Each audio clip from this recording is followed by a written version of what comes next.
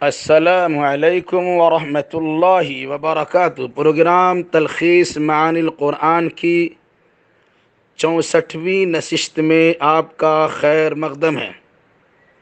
آج کی اس نشست میں سورۃ النجم سورہ نمبر 53 کا خلاصہ پیش کیا جائے گا۔ سورۃ النجم مکیہ۔ وجہ تسمیہ: اس سورہ کی پہلی آیت میں والنجم کے ذریعے ستارہ کی قسم کھائی گئی ہے، اسی مناسبت سے اس کا نام النجم رکھا گیا۔ زمان نزول: یہ سورہ مکی ہے اور مکہ کے آخری دور میں اس کا نزول ہوا ہے۔ مرکزی مضمون: وحی، پیغام رسالت کی اہمیت اور محمد صلی اللہ علیہ وسلم کی عظمت کا تذکرہ ہے۔ واقعہ معراج کی طرف اشارہ ہے۔ فرشتوں کو اللہ کی بیٹیاں تصور کرنے والے کے علم بہت محدود ہے۔ انسان کو اس کی کوشش کے بقدر بدلہ دیا جاتا ہے۔ جب کائنات کا تنہا خالق اللہ ہے تو صرف عبادت اسی کی جائے، پر نہ عذاب کا انتظار کیا جائے۔ تعداد آیت: اس سورہ میں 62 آیتیں ہیں۔ آیت نمبر 1 سے 4 میں غروب ہونے والے ستارے کی قسم کھا کر رسول اکرم صلی اللہ علیہ وسلم کو ضلالت و غوایت سے پاک کہا گیا اور رشد و ہدایت پر گامزن قرار دیا گیا ہے۔ یہ حقیقت روز روشن کی طرح ظاہر و باہر ہے کہ آپ صلی اللہ علیہ وسلم پر اللہ کی جانب سے وحی نازل ہوئی ہے اور رسول اکرم صلی اللہ علیہ وسلم اسی کے دائرے میں رہ کر بات کرتے بھی ہیں۔ محض اپنی خواہشات سے کسی چیز کا اظہار نہیں فرماتے، بلکہ جو کچھ آپ بیان کرتے ہیں وہ وحی الہی پر مشتمل و موقوف ہوا کرتا ہے۔ آیت نمبر 25 سے 18 میں، آیت نمبر 5 سے 18 تک میں وحی لانے والے فرشتے جبریل امین علیہ السلام کے چند اوصاف بیان کیے گئے ہیں۔ نزول وحی کی کیفیت کا تذکرہ ہے کہ جبریل زبردست طاقت و قوت کا حامل افق سما پر جلوہ گر ہوئے، پھر آپ سے قریب ہوئے، اتنا قریب کہ 2 کمانوں کا فاصلہ رہ گیا، اور آپ پر وحی نازل فرمائی۔ رب کا پیغام آپ کو عطا کیا، آپ نے دیکھا بھی اور سنا بھی۔ آنکھوں نے جس کا دیدار کیا، دل نے اس کا انکار نہیں کیا، یعنی جو دیکھا وہ مبنی بر حقیقت دیکھا۔ جہاں دیکھنے سے مراد جبریل علیہ السلام کا دیکھنا ہے، اور قربت سے مراد جبریل علیہ السلام کا قریب ہونا ہے۔ آیت نمبر 13 سے 18 میں رسول اکرم صلی اللہ علیہ وسلم کے دوبارہ جبریل امین کے دیکھے جانے کا تذکرہ ہے۔ پہلی بار آغاز وحی کے وقت غار حرا کے پاس افق سما پر دیکھا، اور دوسری بار 7ویں آسمان پر سدرۃ المنتہا کے پاس سفر معراج میں دیکھا۔ سدرۃ المنتہا بیری کا ایک درخت ہے جس پر اسرار و رموز کے جلوے نمودار ہوئے، اور آپ نے ان ماتھے کی آنکھوں سے ان کا مشاہدہ فرمایا۔ آپ کی نگاہ مبارک اس پر مرکوز ہو کر رہ گئی۔ آپ نے سفر معراج میں رب کو نہیں بلکہ رب کی بڑی بڑی نشانیاں اور عجائب قدرت کا معائنہ کیا۔ آیت نمبر 19 سے 25 میں مشرکوں کی عبادت کا مرکز، مشرکوں کی عبادتوں کا مرکز لات، عزا، منات وغیرہ مظاہر شرک کو چند ناموں سے تعبیر کیا گیا ہے۔ یہ سب ان کے آباء و اجداد کے مقرر کردہ اسماء اور نامے ہیں، جن کے صحیح ہونے کی کوئی دلیل و برہان نہیں ہے، بلکہ یہ دراصل ان کی خواہشات نفسانی کا نتیجہ ہے۔ یاد رکھو کہ انسان کی ساری تمنائیں پوری نہیں ہوتی، کیونکہ دنیا آخرت کا مالک حقیقی تو اللہ ہے، اسی کی مشیت سے سارا کام ہوتا ہے۔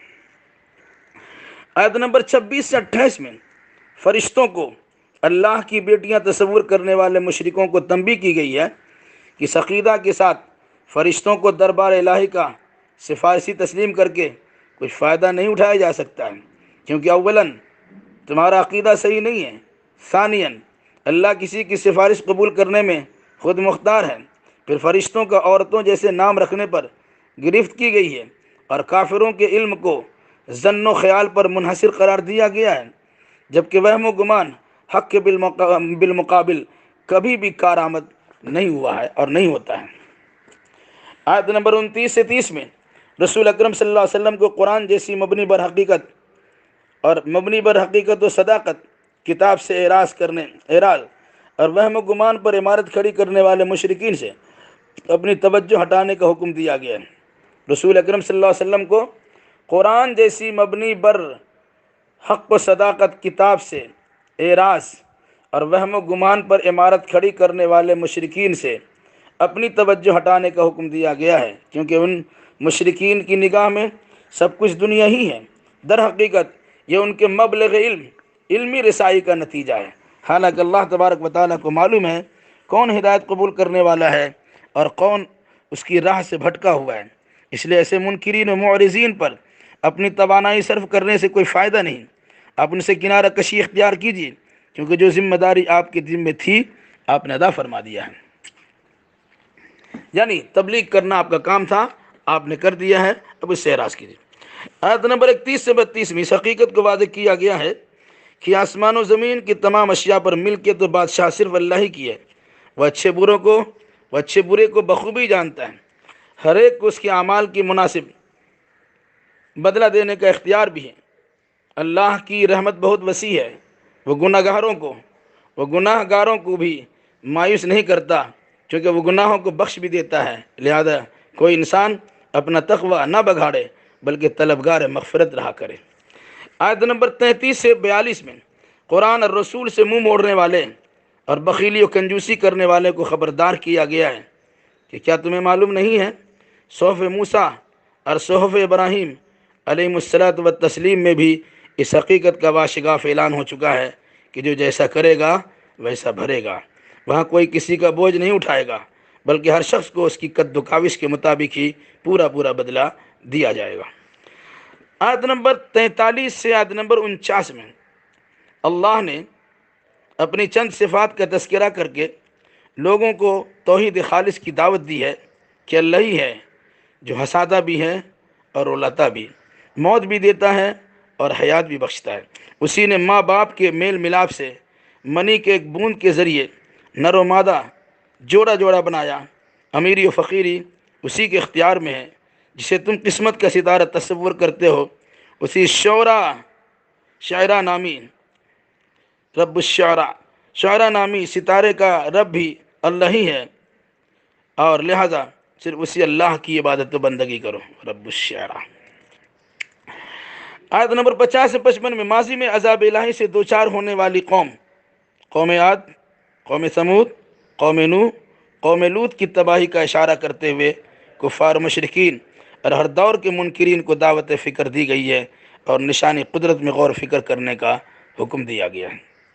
آیت نمبر 56 سے 62 میں رسول اکرم صلی اللہ علیہ وسلم کو نبیوں کی جماعت کا ایک فرد فرید کہا گیا ہے کہ گزشتہ نبیوں کی طرح آپ بھی خبردار کرنے والے نبی ہیں۔